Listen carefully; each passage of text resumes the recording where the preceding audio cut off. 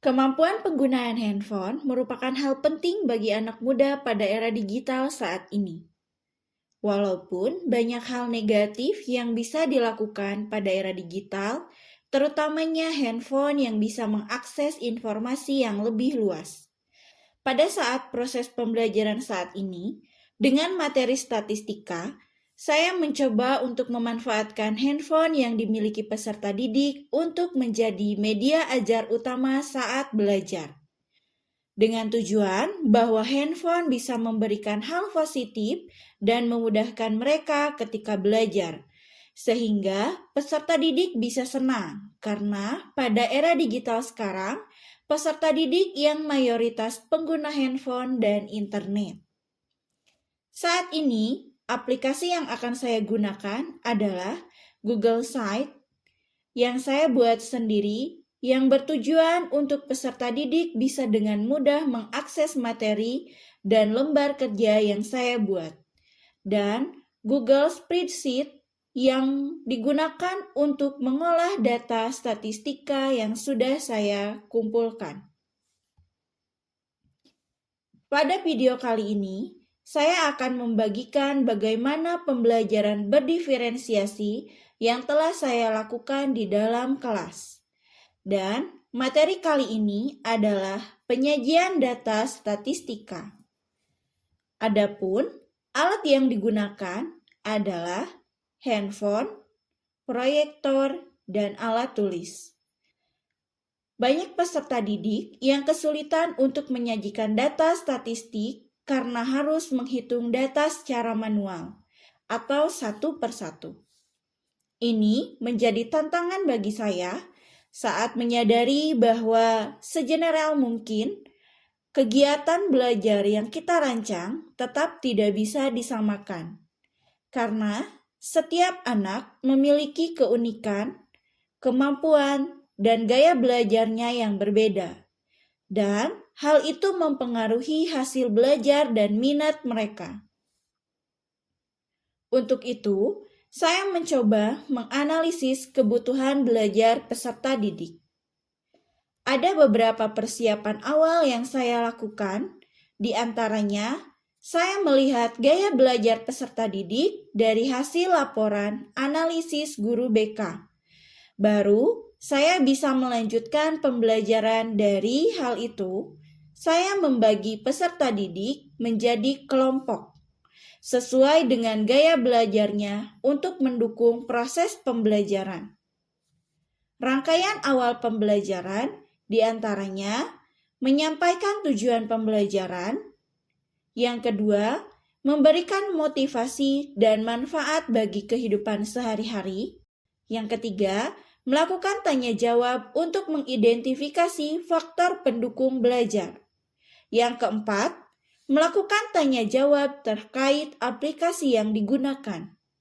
Yang kelima, melakukan diskusi dan presentasi untuk mengukur kemampuan pemahaman peserta didik. Karena saya membagi peserta didik sesuai dengan gaya belajarnya, sudah pasti akan memberikan perlakuan yang berbeda. Untuk peserta didik dalam kelompok visual, saya menyediakan video pembelajaran untuk mendukung pemahaman bagaimana cara menyajikan data statistik pada spreadsheet. Untuk kelompok belajar auditory, saya melakukan instruksi dan diskusi verbal dengan memperhatikan kecepatan bicara, intonasi, dan hal-hal auditory lainnya.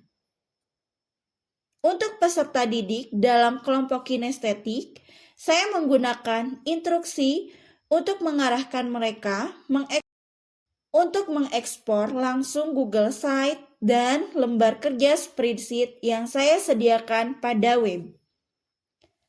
Peran saya sebagai guru adalah sebagai fasilitator mereka, membuat perlakuan seperti hal-hal tersebut agar memudahkan untuk melakukan pendampingan.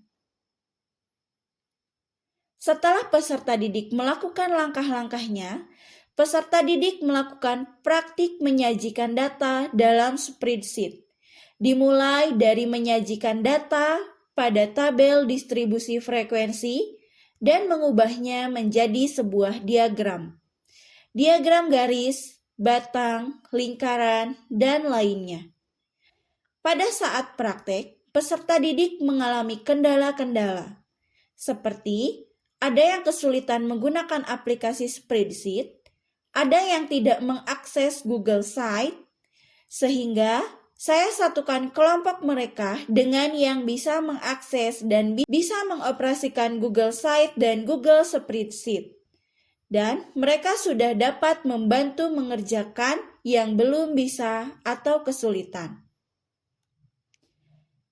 Ini adalah poin penting pada proses pembelajaran saat ini, di mana saya memberikan apresiasi pada peserta didik yang dianggap bisa menyelesaikan masalah berupa menyajikan data pada spreadsheet dan memberikan motivasi untuk yang belum bisa dengan harapan dapat melatih peserta didik untuk lebih cakap, semangat, berbagi kepada peserta didik yang lainnya.